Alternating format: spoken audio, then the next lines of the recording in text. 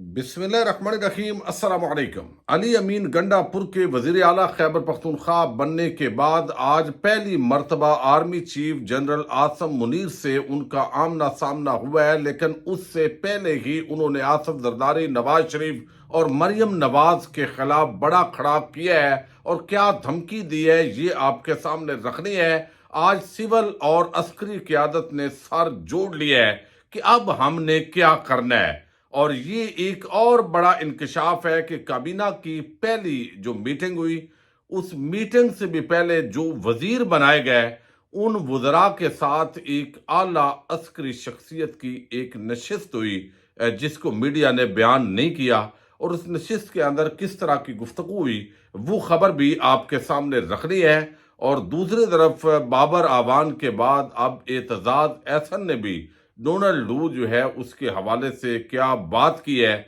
बड़ा दिलचस्प तबसरा है, ये भी आपके सामने रखना है। लेकिन कुछ ऐसी खबरें हैं जो हम मजबूरी के आलम के अंदर इस वक्त जो सोशल मीडिया है उस पर वो बयान नहीं कर सकते उस पर राय के अंदर, लेकिन ज़मीर भी मलामत कर रहा होता है। गजा की जो इस वक्त की सूरत हाल है, वजारत सेहत ने कुछ अदाद शुमार रखे हैं, वो आपके सामने रखना है। और पूरी उम्मत मुसलमान की आप बेबसी, बेहिसी, बुजदिली, जो भी उन्वान दें वो देखें कि कोई मुल्क भी गजा के अंदर मुसलमानों की मदद करने की पोजीशन के अंदर नहीं है।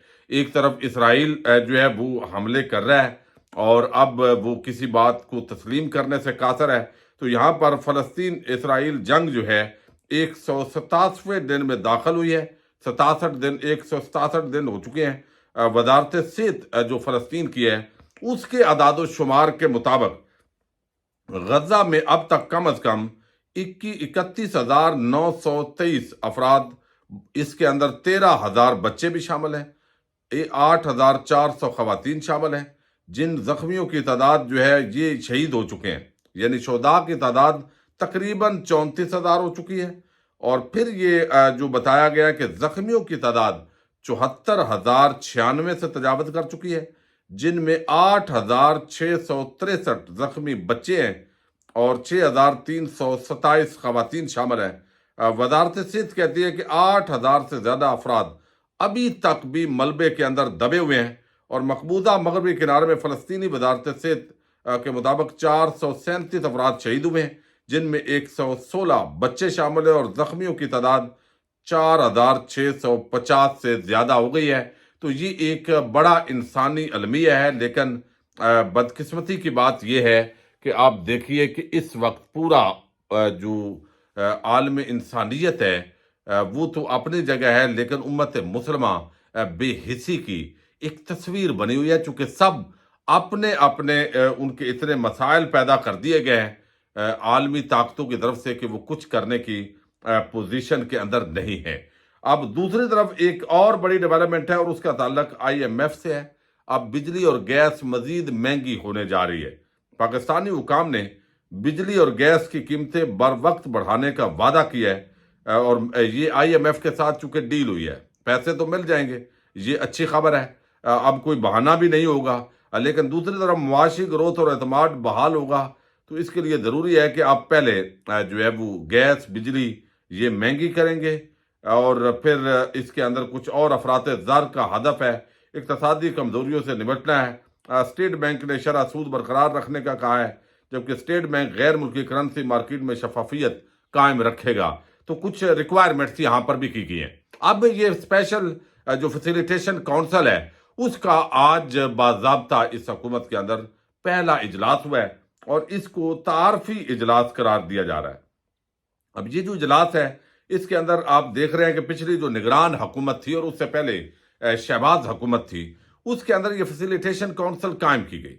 इसके अंदर अगरचे पाकिस्तान की जो फौजी एस्टैब्लिशमेंट है उसका पाकिस्तान की सियासत और रियासत के अंदर पिछले 75 सालों से एक बड़ा रोल है, लेकिन इसके अंदर वो बाकायदा तौर पर उन्होंने अपने आप को स्टेक होल्डर बना लिया है। अब यहाँ पर जो भी फैसला होगा, यानी एक तरफ आप देखिए कि सियासी जमातों के साथ क्या रवैया होता है, फिर ख़ास तौर पर इस वक्त तहरीक इंसाफ के साथ क्या हो रहा है, और दूसरी तरफ मईशत को दुरुस्त करने के बुलंदो बांग दावे भी हो रहे हैं। अब यहाँ पे फौजी साहब जो क़यादत है वो भी बैठेगी, सिविल क़यादत भी बैठेगी, ایک طرف جو ہے وہ آپ ڈنڈے کا ماحول دیکھ رہے ہیں، دوسری طرف سیاستدان وہاں پہ کیا کوئی اختلاف کرے گا، کیا کوئی رائے دے گا. بہت سارے لوگوں کا اس حوالے سے خیال ہے کہ یہ جو ہے وہ درست نہیں ہے، وہ اختلاف رکھتے ہیں کہ اس طرح نہیں بیٹھنا چاہیے. لیکن دوسری طرف جو ہے وہ یہ فیسیلیٹیشن کونسل بنائی گئی، اور ایپیکس کمیٹی کا اس آج کا جو اجلاس ہے، یہ اس کو کہا گیا ہے میڈیا کے اندر جو رپورٹس آپ دیکھ رہے ہیں، یہ تعارفی اجلاس ہے باقاعدہ رسمی طور پر.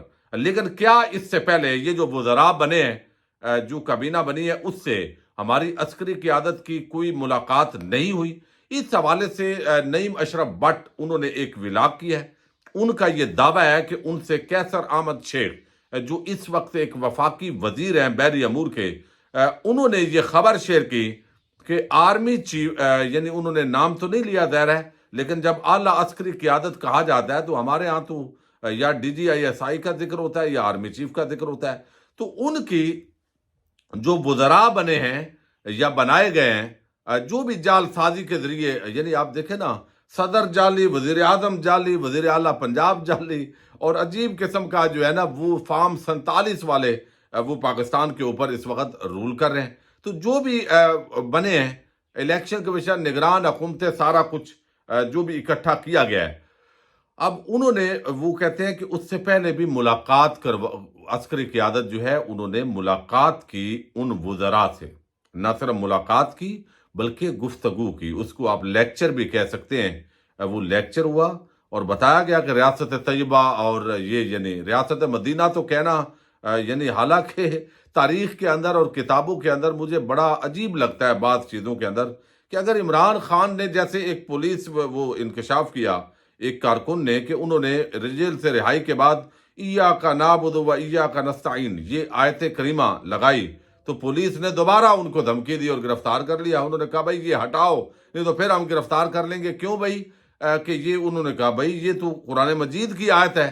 تو کہا گیا کہ بھائی نہیں، یہ چونکہ آپ کو پتہ ہے نا کون پڑھتا ہے یعنی اب اس کی بنیاد پر اتنے جو ہے وہ بندہ چلا جاتا ہے اس سطح پہ. تو اب چونکہ عمران خان ریاست مدینہ کہتا تھا تو ہم نے ریاست طیبہ کہنا ہے. بھائی ریاست مدینہ تاریخ کے اندر مدینہ شہر کو بھی کہتے ہیں، تو ایسے تو طیبہ کو بھی پاک کہتے ہیں. تو یہ ایک بڑی بہرحال کم علمی کی علامت ہے اس حوالے سے، تو کہ ریاست مدینہ یہی اس کا عنوان ہے. اس نام کے ساتھ باقاعدہ کتابیں لکھی گئیں، اس نام کا ذکر ہوتا رہا ہے پچھلے 1400 سال کے اندر. لیکن عمران خان اگر ریاست مدینہ کہہ رہا تھا تو بھئی آپ بھی ریاست مدینہ کہہ دو، اس میں کیا حرج ہے. لیکن یہ جو ہے وہ اندازہ ہوتا ہے.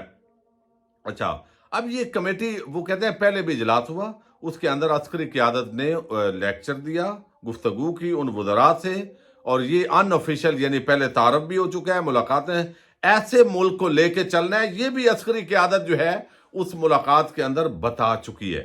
تو اب وزراء سے آج جو ہے وہ رسمی طور پر یہ ایک تعارفی نشست ہے. ایپیکس کمیٹی کا تعارفی اجلاس ہوا ہے. آرمی چیف سمیت عسکری لیڈرشپ اور سیاسی لیڈرشپ اس کے اندر شریک ہوئی ہے. اسپیشل انویسٹمنٹ فیسیلیٹیشن کونسل کی یہ کمیٹی کا اجلاس، جنرل عاصم منیر کی شرکت. یہ سب سے عام خبر ہوتی ہے پاکستان کے اندر کہ آرمی چیف فلاں جگہ جو ہے وہ ذکر ہوتا ہے. حالانکہ دنیا کے جمہوری ممالک کے اندر یہ ایسا نہیں ہوتا، بدقسمتی ہے.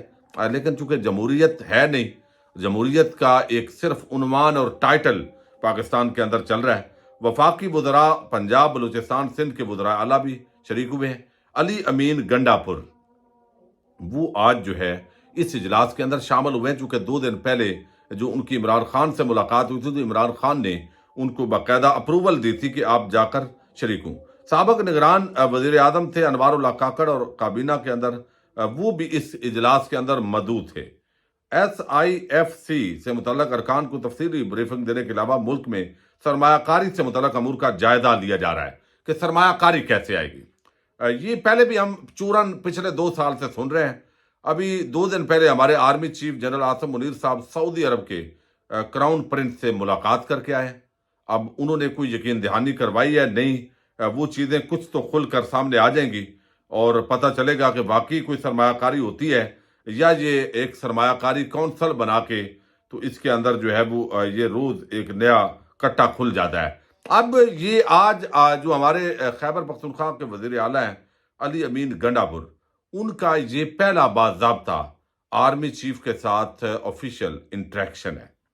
یعنی آصم منیر صاحب جب سے آرمی چیف بنے ہیں تو پی ٹی آئی کو تو آگے ہی لگایا ہوا ہے، ظاہر ہے اس وقت سے ہمارے اداروں نے وہ آگے ہی ہے، لوگ روپوش ہیں، کچھ سامنے ہیں، عوام نے بہرحال ان کو سپورٹ کیا، ووٹ کیا۔ اب ان حالات کے اندر جو ہے وہ اس کمیٹی کے اجلاس کے اندر آج انہوں نے شامل ہونا تھا علی امین گنڈا پور نے، لیکن اس سے پہلے ہی جو ہے وہ بڑا ان کو غصہ ہے کہ آپ ادھر سے وارنٹ نکال رہے ہیں، پھر ہمارے جو لوگ ہیں ان کو آپ گرفتار کر رہے ہیں خیبر پختونخوا کے، کہ پنجاب کے اندر جائیں گے، اسلام آباد میں جائیں گے، ان کو گرفتار کر لیں گے۔ تو یہ جو معاملہ ہے، اگر اس طرح آپ نے چلنا ہے تو ہم آپ کو خیبر پختونخوا کے اندر پھر گرفتار کریں گے، چونکہ مقدمات تو مریم نواز شریف اور آصف زرداری پر بھی ہیں۔ تو انہوں نے یہ اس اجلاس کے اندر جانے سے پہلے یہ جو بیان دیا، یہ بڑا معنی خیز ہے، یہ ایک باقاعدہ ایک رائے کا اظہار ہے۔